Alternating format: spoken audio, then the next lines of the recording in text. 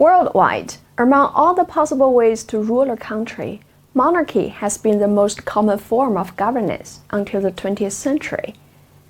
The head of monarch, can have variant titles: caliph in Muslim worlds, king or queen in Europe, Tsar for Russian Empire, 皇帝 or 天子 in Imperial China.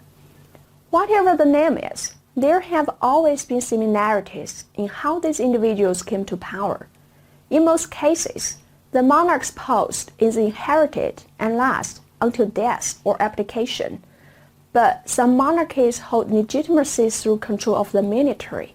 In modern times, most of the monarchies have their legitimacy in law.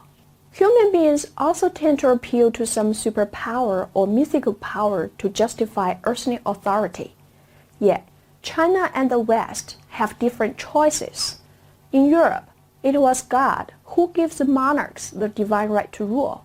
In China, emperors gained and lost power as a result of the mandate of heaven. In the Judeo-Christian tradition, monarchy is backed up by scriptures. According to the Old Testament, David was chosen by God to be the king of Judah and Israel. Later, in the medieval Europe, powerful European royal houses also tried to trace their ancestry back to the house of David, such as the Merovingians, the Carolingians, the Stuarts, the Plantagenets, the Habsburg, and even Emperor Constantine. As Christianity played increasingly important roles in most European countries, when kings and queens assumed the throne, it was a part of the ritual to be crowned by the bishop, which is called coronation. One of the most famous ceremonies is the coronation of Charlemagne by Pope in 800 AD in Rome. This strongly demonstrates that there is a spiritual root of the authority of kings. However, the idea of divine right of kings with an emphasis of the absolute power of kings did not develop into a theory and become a dominant ideology until 16th and 17th centuries. At that time, European rulers tried to consolidate power in a number of ways. As a result, in some places, a type of rule known as absolutism or absolute monarchy was established. In this type of rule, the king or queen is seen to have unquestioned power in the state. The way to justify this power came down to the notion of divine right.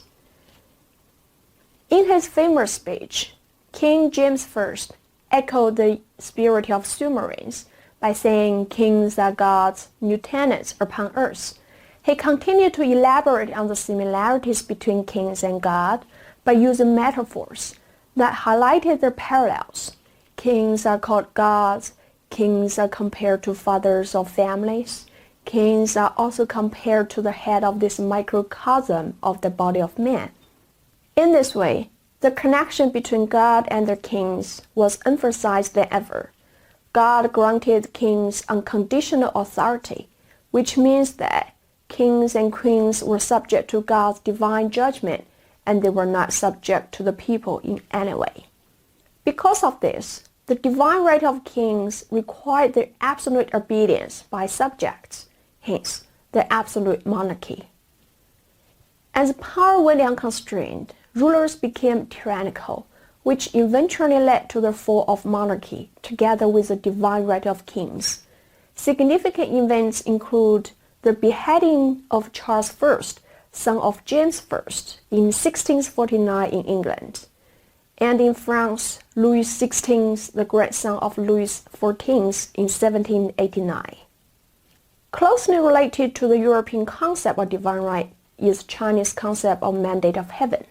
Heaven, or 天 in Chinese, is a very important cultural concept. In its daily use, 天 means sky. When used in its cultural sense of heaven, it can be personified. You will often find Chinese say that 天 keeps an eye on what is happening down here.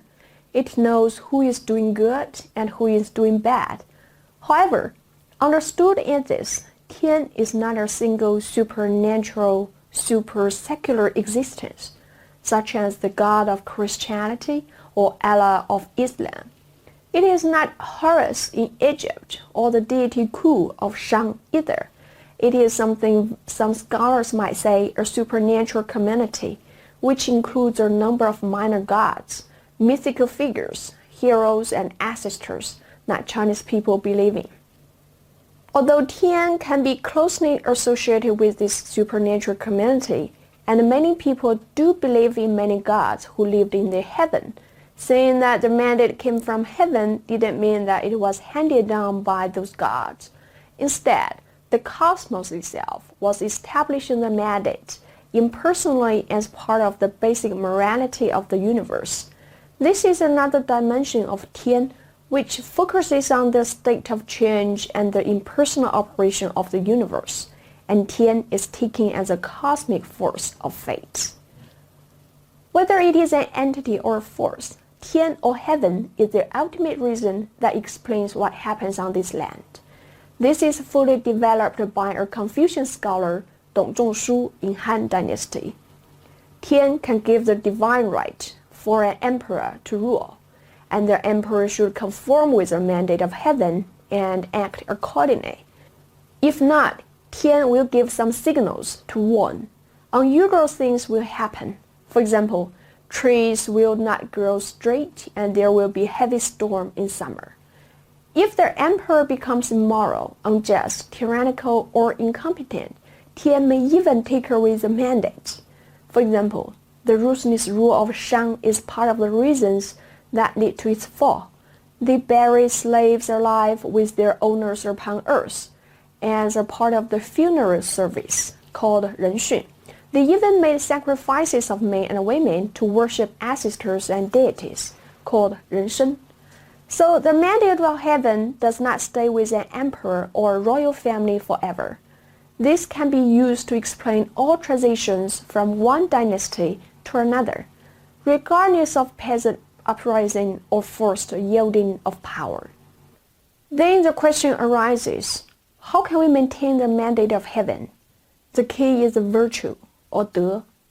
Look at this quote. As compared with rules and laws, the virtue of a ruler sounds more appealing to Tian. But what is 德? This is a concept that is elusive and illustrated by scholars in many ways. Yet, it is a defining quality of a person who fits to sit on the throne. In order to make the invisible visible, sages or 圣人 were introduced and they demonstrate the highest model of virtue.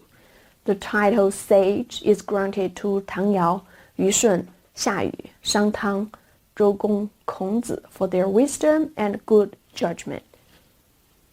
So far, we have talked about Tian or heaven in Chinese culture and how to maintain the mandate of heaven. Zhou dynasty was only the beginning of about 300 years in which kings and emperors ruled China in the name of mandate of heaven.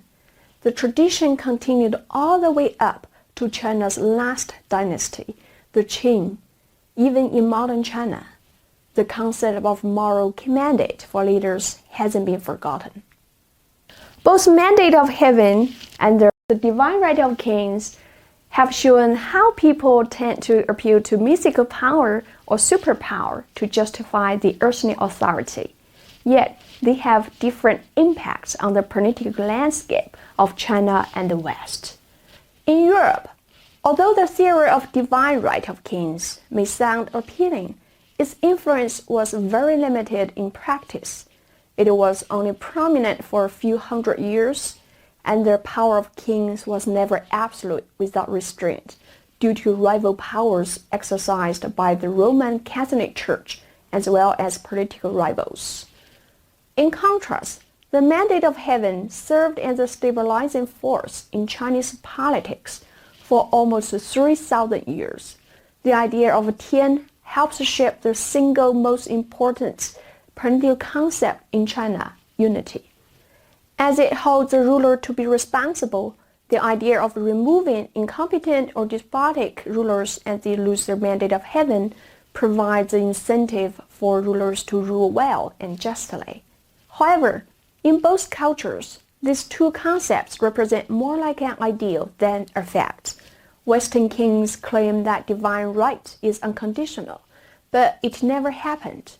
Kings are always in the power battlefield with church. Similarly, Chinese ideal picks men of virtue to be the ruler, but power and heritage are always lurking behind.